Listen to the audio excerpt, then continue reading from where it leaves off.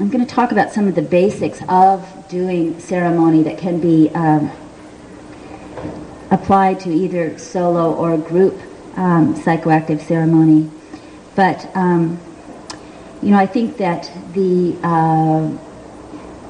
main tenets that I should point out are let's see now.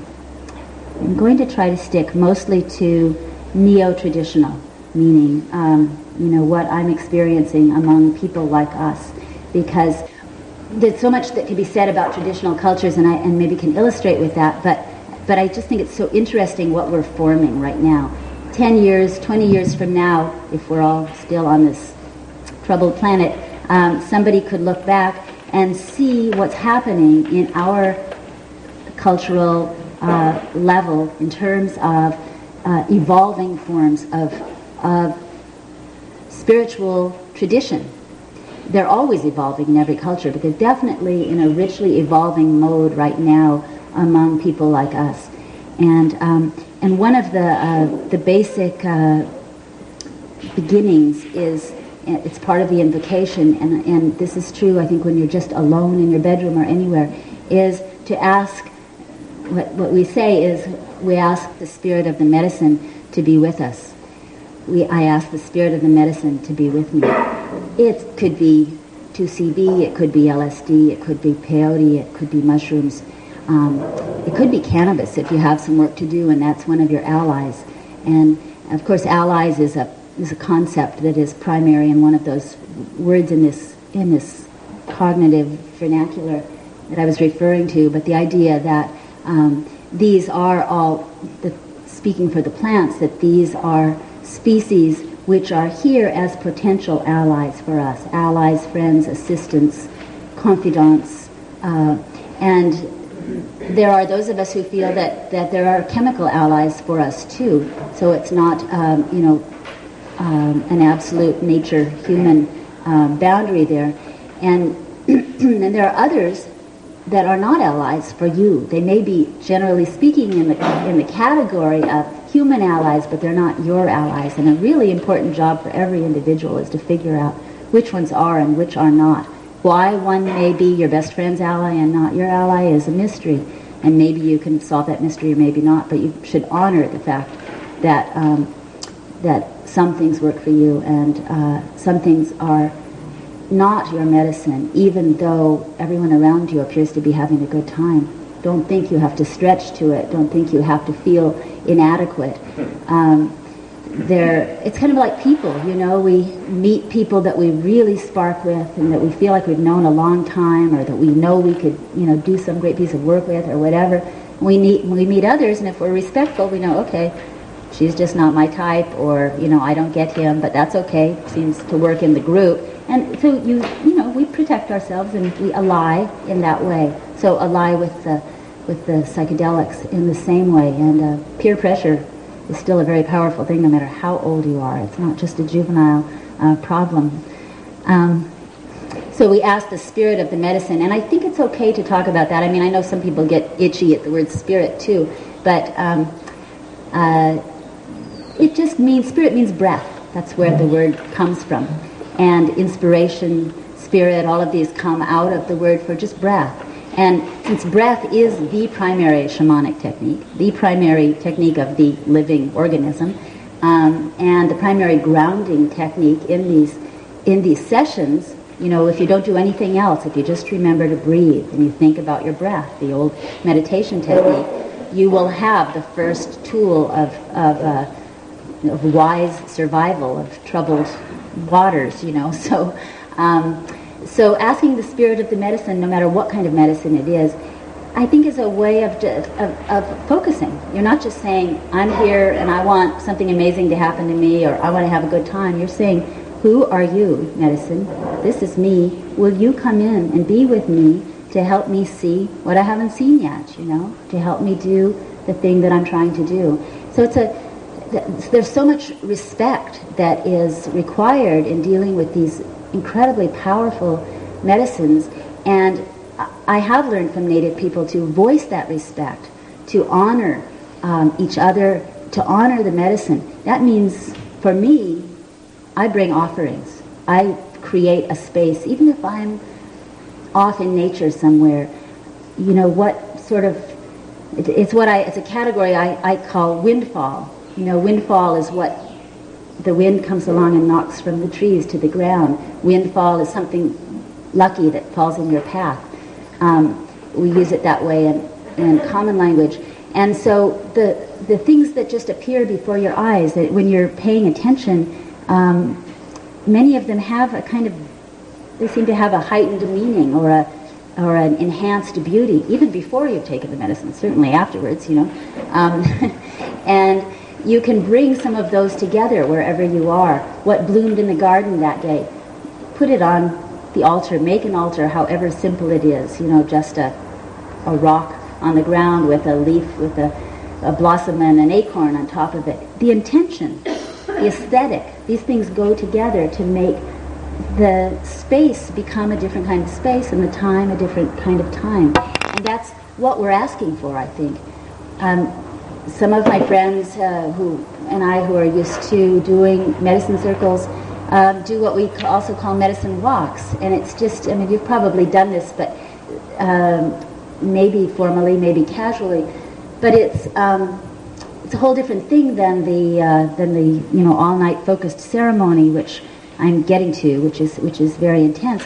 It's just agreeing to go, usually taking one medicine so we're all in the same state of mind, but not necessarily, but going to the beginning of a really good hike somewhere where we're not going to encounter many people and the path is well marked, and meeting at, you know, 9 in the morning, bringing our medicine, maybe bringing some sage for smudge, sitting in a circle for 15 minutes, asking for the spirit of the medicine to be with us, saying our intention, one sentence, just little, you know, it's light, taking the medicine, and then walking for 6 hours together, you know, in a psychedelic state, slowly, some of us down on our knees, oohing and awing over things, some of them spouting philosophy and walking on ahead. You know, we found that the verbal people are in front and the perceptual people are in the back, you know, the slow one. And we've timed it so that there's, you know, a designated driver or two who knows that by 5 p.m. they're going to be able to drive us to a really fine restaurant, and then we're going to finish it up. And we close that circle before we get in the car, you know.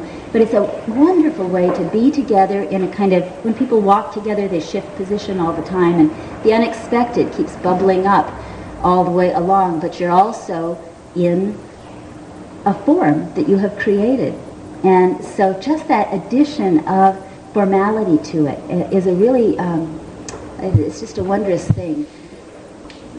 The elements that I wanted to cite are invocation, as I've mentioned, invoking the name of the medicine, the name of the plant, and asking it to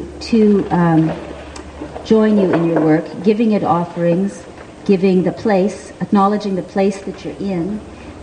Acknowledging the directions, I find, is a very good idea because, you know, these things are very disorienting. So everything you can do to place yourself in time and space is clarifying, empowering. So knowing where is north, south, east, and west. If you know anything about the qualities of those directions, which we learn from native people if we don't know them from our own experience and intuition, just even what you know about the light from each of those directions, the season, then acknowledge it, turn to each direction and just say, you know, thank you to the east for bringing the dawn.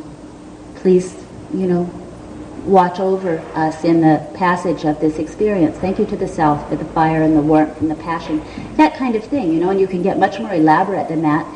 And with ceremony, elaboration is definitely something that happens. And so, you know, what we have to be aware of is how much of that elaboration do you want and how much sort of flowing in the state of mind do you want. But I really encourage you to use some of these techniques and see what happens. Acknowledging the spirits of the place that are actually living in the earth there, asking to be not only the 4 directions, but the directions above and below. I like to think of myself as rooted, my feet rooted, so that I can return to that when I'm wobbly. When you begin to really shake or some thought complex has come in that's like one of the real big hard ones, or stuff gets chaotic and shadowy, then if you remember your feet are in the ground, you can root right down into this big earth that's holding us. You breathe the air in and out, and your head is in the trees. Your head is the crown of light and spirit, and you can feel 100 feet tall then, and you come back to yourself, and you come back to the beauty of the moment, the strength of it. The vulnerability is okay. Your vulnerability is okay if you're grounded. It's when I find when you lose that you start to scramble. Breath, as I said, is the I'm kind of going back and forth between elements of form and technique here. Breath is the thing to remember always, and the flowering of breath is song. And this is in all of these traditions too, but even if you think you're not a singer, or even if you only know the lullabies that someone sang to you when you were a little child, and you don't think of yourself as a shamanic chanter or something, sing those songs. A childhood lullaby is that you sing to yourself even, is the most comforting, rich, memory-laden, piece of kind of almost tangible information that you can use in a state like that. You can certainly do that for other people too. So, and then just generating, the tradition, the shamanic tradition, is to allow songs to come through you, to be sung, as they say. I seek to be sung, and the song sings itself through you. And this is what you see in these shamanic traditions, where people are really comfortable with this concept. What they're looking for are the songs that will be given to them as gifts. In the ayahuasca tradition, if a song comes to you that has not been sung before, that you've not heard before, and it's coming through your relationship with a particular plant or a place or a spirit animal that has come into you, then you regard that as one of the precious gifts in your life, that song, and you do all you can to let it be sung and remember it, which is really hard, and remember it so you can sing it again. And in that tradition, if you know the song of a plant really well, you can do medicine with that song. You don't have to have the plant, you don't have to take the plant. That song is now the signature of the medicine, and the song will work as well as the medicine. So it's a way of thinking about those songs that come to you in whatever state, and sometimes even taking an old song that you know, an old standard of some sort where the melody works for you or the quality of the meaning, and you give it your own words. That can be one of your ally songs. And so you have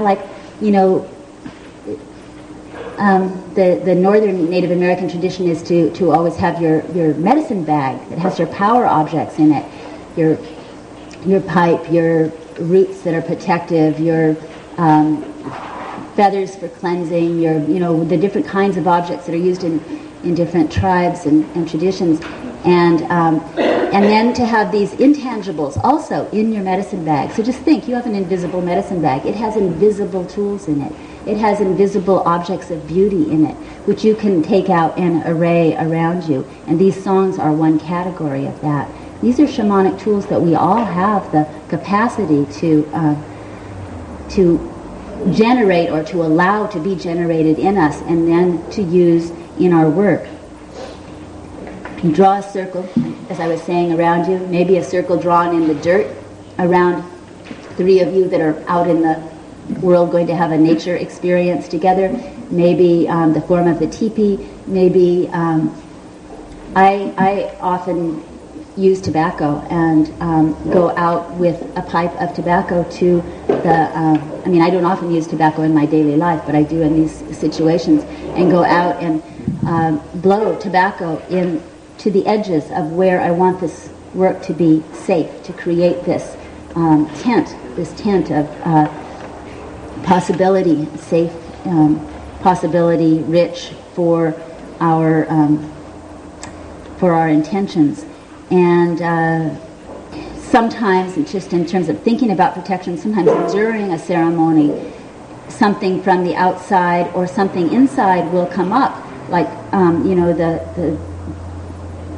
flying, the bats that come at you, the equivalent of bats that can come at you in a state, out of your memory, out of, who knows, out of all sorts of places.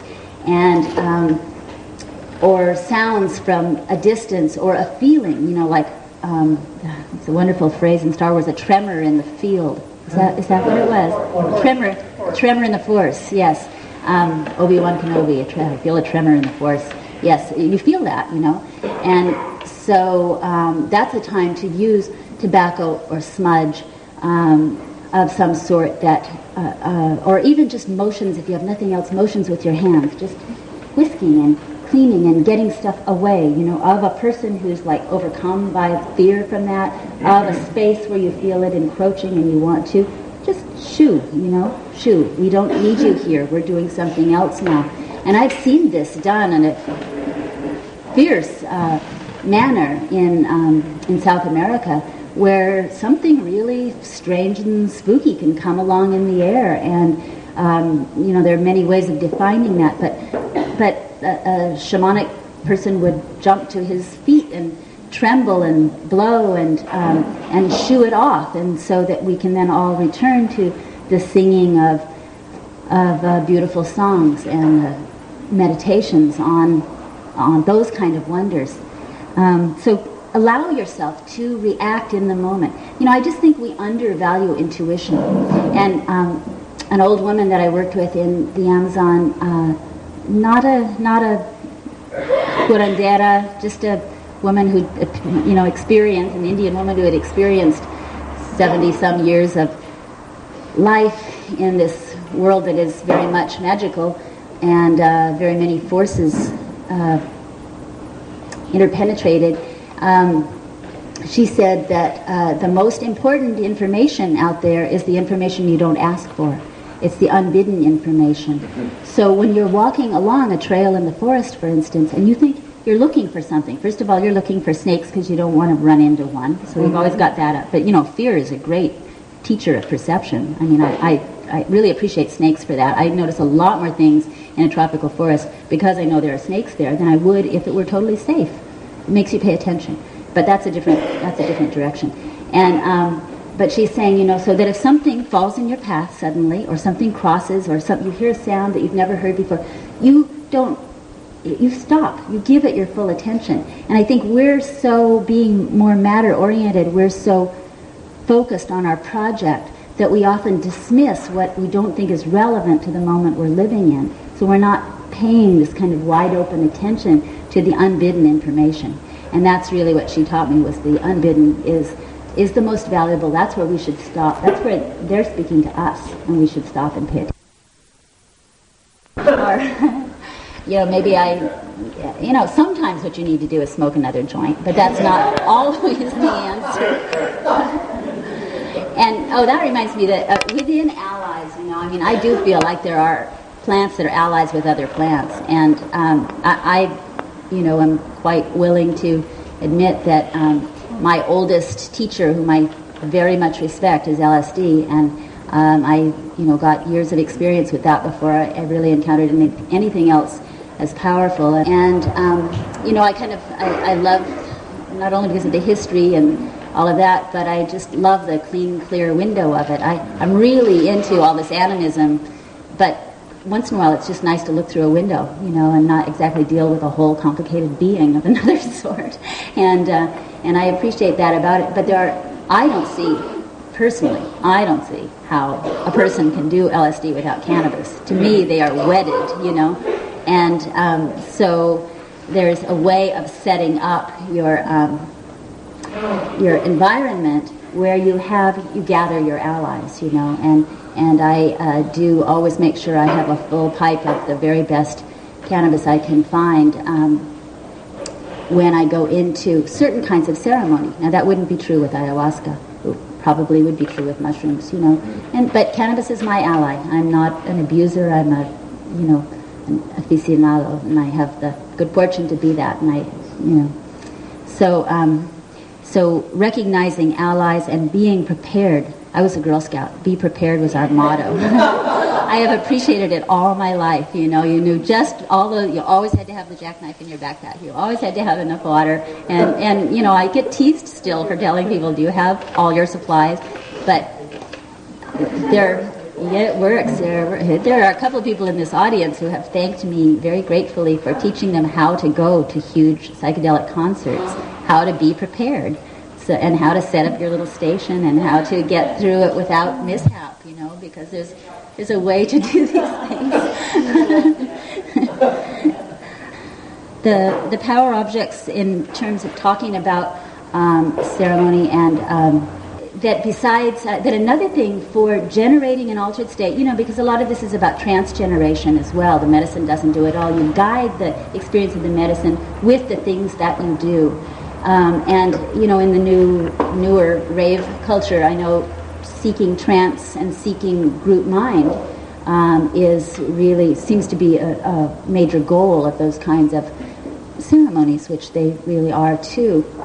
The kind of music, the kind of drugs. I don't know, I just recently, a couple of weeks ago, learned the term, maybe you all know it, polydrug, the verb polydrugging, taking many things at once. And I'm conservative, I'm a traditionalist, and I don't want to, judge people, but I do feel that there is a lot of danger there, and that I just love clarity of mind, and murkiness, I don't get it, I don't get what's so appealing about that, and I think that when you start layering things on, all of these, physical sensations, the dancing, this strange thing, lots of people, the exhaustion, and then multiple drugs, some uppers, some downers, some sideways, all that kind of stuff. I just encourage any of you who either do that or have children who do that, because really a lot of our young people do, to offer, to pass on guidance about form and clarity and choice, and not to go, it's okay, of course, to go to these events, but be careful of your body, because the body is the limitation, the liver is a limitation, and that term polydrugging, I just went, oh no, now it's really out there.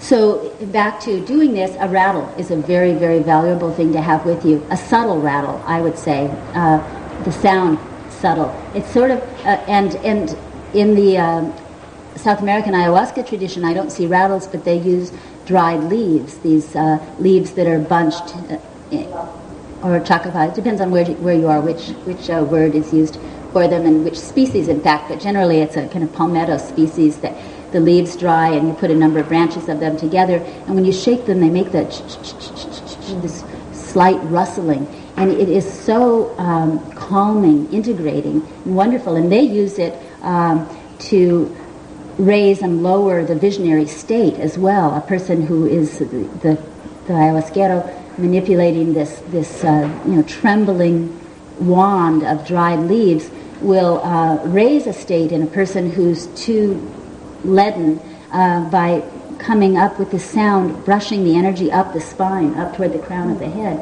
If somebody's like, whoa, I don't know what's happening to me, usually an outsider, not usually an insider, but sometimes, they'll bring it back down, bring the energy back down into the body and down, following the energy down to the base to root you again. And the sound itself is, it's very, I think it kind of it weaves everything into a fabric.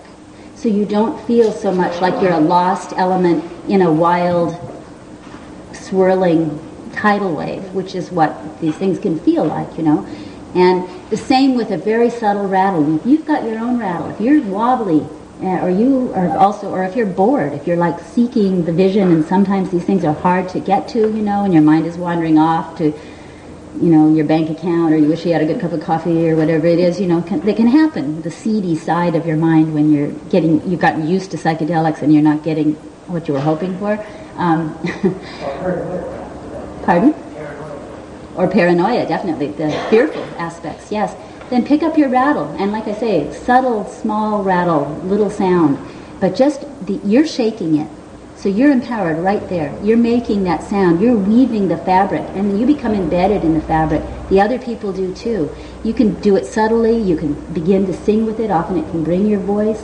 So these are just things to have with you, but to have the courage to use. And I think there's something, it's kind of hard to describe, but there's something to talk about, which is our hesitancy and our embarrassment often to act like this, as though we're acting like Indians or something. We have this attraction and self-consciousness about imitation. So then remember, go back to, they were using rattles 20,000 years ago in the caves of Europe and Asia. I mean, the Neanderthals did ceremony. Did you know that? And they were another species. They died out, in the face of the Cro-Magnons coming up. They know that they were burying people with ritual, that they were putting herbs in their burial sites, that there were artifacts. If another species on this planet can develop ritual and the artifacts to go with it and recognition of the power of certain plants, then it's way deep in everybody. And just go back to it and don't worry, don't judge yourself while you do these things. The power of the action speaks for itself if you allow it to happen. You don't lead with your head. You just let your heart and your body tell you what to do in these moments. Then if you think it's time to get up and bolt out on the street, you let your head come in and tell you, no, sit down, you're not going anywhere. I don't know how many of you do solo voyaging? Oh, well, a good sample. Great. So I hope some of these things will be useful to you solo-wise. But so I want to, of course, drumming is another aspect like rattling. I just carry a very small rattle with me. I carry smudge. I haven't really talked about that. That's a tradition that happens in many places too, of dried plant material, resin or leaves that you burn in order to shape, cleanse the energy. There are certain herbal scents that take away baggage, darkness, fear, and there are others that invite peace, harmony, beauty. There are ones that empty a space of anything else and leave it clean and clear to do something else in. So, you learn to use these things and it doesn't take very much to have a medicine bag that you have the respect for these tools that you actually keep them together. Even if you don't do this very often, you have them ready in some kind of, in a place, in a container where they're the tools of your most powerful work, Let's see. One more thing about solo traveling is that, and this could happen also in other situations, is ideas of leaving your body. I had an experience at the last Salvia conference just a month ago of sitting with a group of people who wanted to eat the leaves late at night in a very respectful way. They invited me to join them and chew the leaves with them, and I said, no, thank you. I'm hesitant about getting into leadership roles with medicine. It's a big territory. But I said I will come sit with you while you chew them, and we in the dark in a circle with an invocation. And when I'm sure everybody will be just fine and cool. And when you're all into the state, I'll just slip out. It was late at night, and it's intense being at a conference and being a presenter, and so I'll just slip out. Well, so I agreed to do that with 7 people. 13 people showed up. And that was okay. The room was an octagon, and the entrance side of it had a little hallway to put your boots and things in. It was snow outside, and so I sat at the open side. Everybody else could lean against something. I wasn't going to be there so long, and I thought, then I'm kind of the guardian just while they get going. I assured everybody they would just be in kind of the dream state soon, and all of that happened. And I should tell you, by the way, I experimented there with an idea that I think is very useful, which, people, this word prayer is another word that people have either associations from childhood religions, or that you have to be a different kind of person than you are to do something you call prayer. But prayer is really, as I said last night, interspecies communication. I mean, it really is just talking to what's there, individual or general, out loud and really putting your heart, talking from here, So you have to get your head out of the way. You have to get your critic out of the way.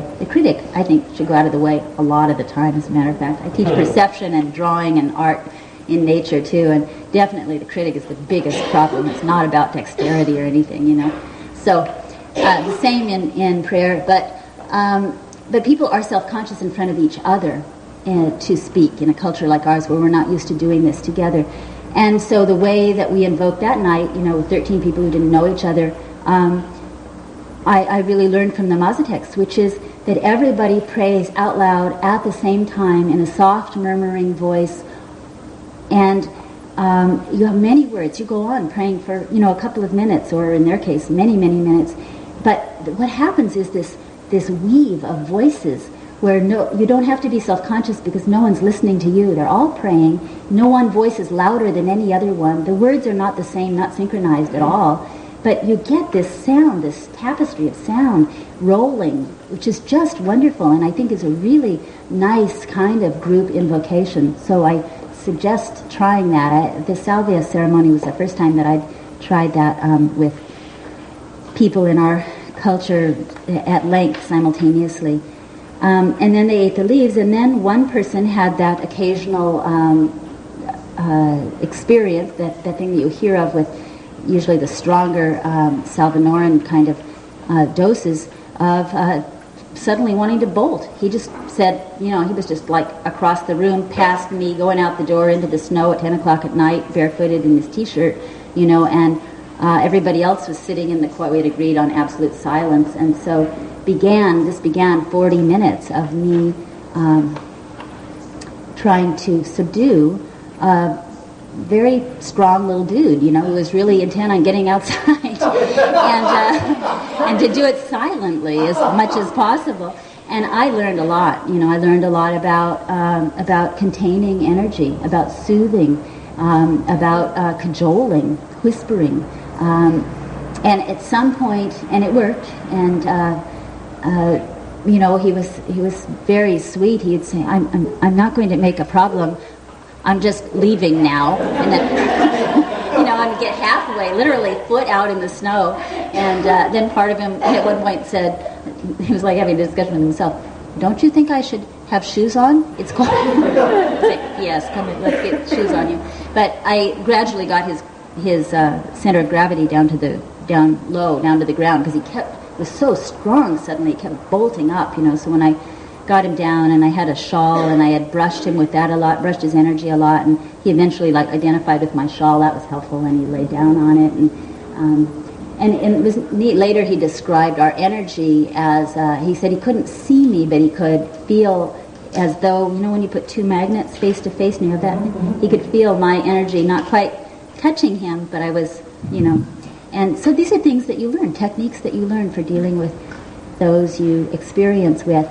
But at one point, way into it, I said, what did you ask for? Because everybody was asking for something in this experience. And he said, to leave my body. So one piece of advice is, be really careful what you ask for. And if you ask to leave your body, be sure to ask to come back to your body.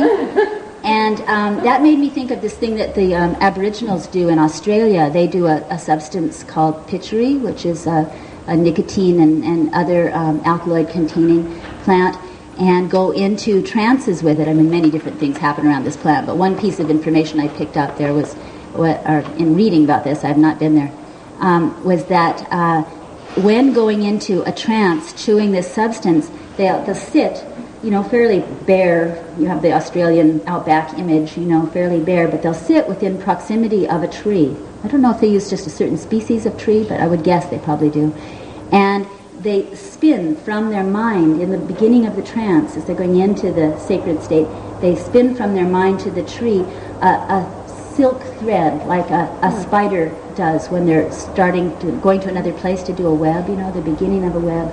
So this silken thread to the tree, and they anchor themselves to that tree in their mind, and then they stay in that trance state. They can travel and they can come back, and they know that this solid planted being is going to be, they're tethered to it. These kind of techniques where you call on the world as multiple allies to do these things with you, and you don't feel your boundary as being so separate from them as we tend to do, are really, really helpful.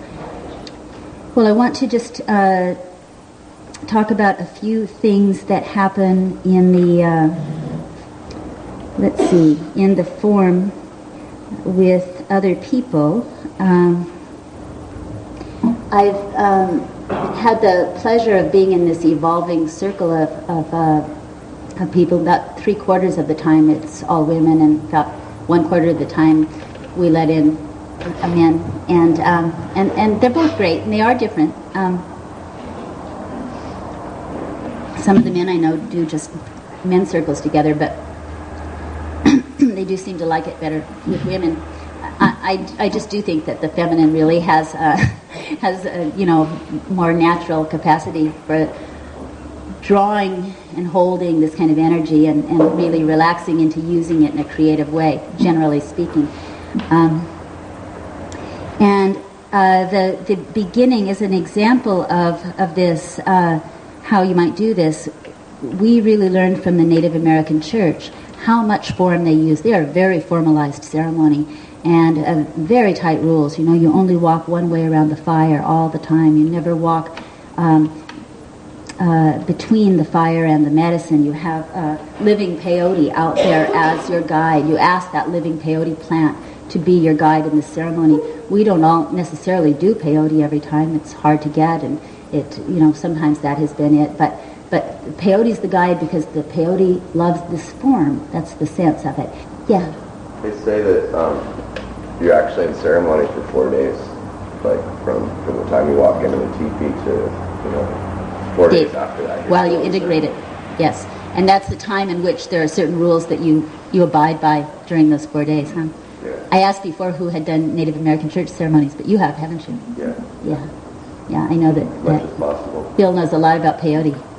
So, thank you. Maybe you'd like to... I just wanted to add that. Yeah, well, you might like to add other things, because I have thought of you, and I know that you have a lot of experience. So we follow that in terms of, but with variations, because that's what we are. We're, adapting ritual to the present, and we make these teas then, LSD tea or a mescaline tea, something that we ask to follow in the path, in the footsteps of the peyote as the guide, but it is not, it may be a contemporary medicine. And as I said, we dress beautifully for each other because beauty is medicine. We hang beautiful cloths on the walls of the teepee.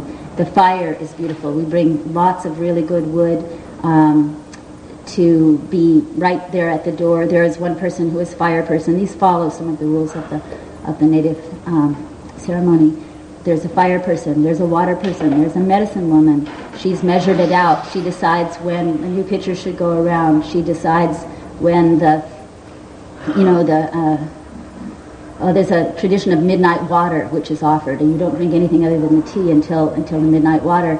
And yet we offer these things in, beautiful English teapots and tiny teacups. I mean, we've just made it our own, And then after midnight, when you're going into the dark part of the journey, I mean, it's hard to stay awake. Sitting up. This is everybody sitting up, singing, passing the rattle, passing the staff all night long, singing songs that come to us, medicine songs, and you do this until dawn. And so the hard hours in there, 2, 3, 4, are very tricky. We pass a pipe at a certain point, a cannabis pipe. And the intention is, in these group circles, is to share what we learn, what we have learned by our singing and by our energy. Share what we've learned since the last time we did this, and to send out healing energy to the world, to recognize what's out there, to be to some degree, to emulate the sorrowing goddesses.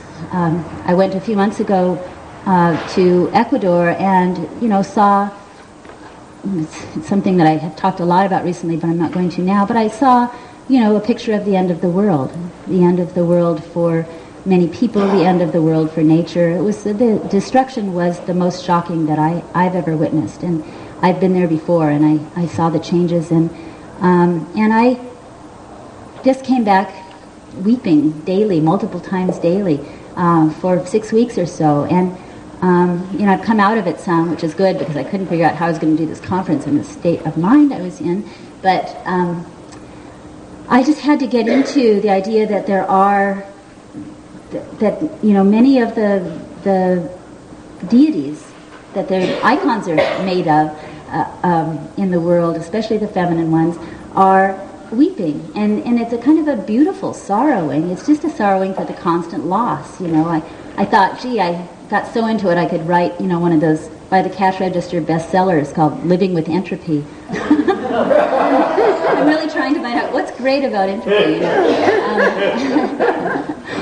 But that's part of what comes up, is sorrowing and celebrating. And I have learned from Native people and from Native women particularly to honor each other. And so part of what comes up is honoring, is singing about the beautiful people, the beautiful qualities in people that we see, the unseen strengths in the world. It's a very personal thing, but maybe it's a good illustration. In one of these events last summer, I sang about a spirit I had really gotten in touch with in the past year, and that was, Terence was my husband once upon a time, and we had a very troubled relationship for the last decade, but in the time that he was dying, I was really aware of his mother, who died before I ever met her, died 30 years ago.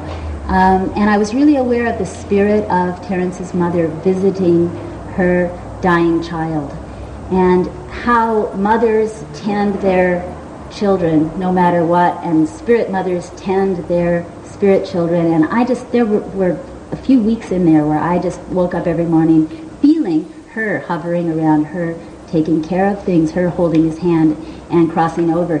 And so, I sang a song about Terence's mother and about that quality of motherhood, and it touches everybody. Everybody has some relationship to these kind of archetypal presences. So it's the kind of thing that can come up in a very intricate, heartfelt, courageous psychedelic ceremony. And another possibility I'd like to mention is that of distance viewing, as we've heard about here, taking something and looking far away, and I'm getting cut off, okay, and distant healing. And I just want to say that that's possible too, that going to people who are in trouble far away in these states of mind, and sending them healing energy, going into the illness and visualizing it, and bringing I find golden pink light to be very useful in that kind of thing. It's possible. So set up this vessel around you, go into the vessel, and have a list of possibilities of things you might do in there, and then allow them to happen. And that's really, what you have to get back to, is just allow these things to well up. And I would love to hear, I know I've talked the entire time and have no chance to ask questions, but I would love to hear techniques or forms that people have discovered that really work for you in psychedelic ceremony, solo or in groups. And if you'd like to talk with me, in another context, I'd appreciate it. Thank you very much.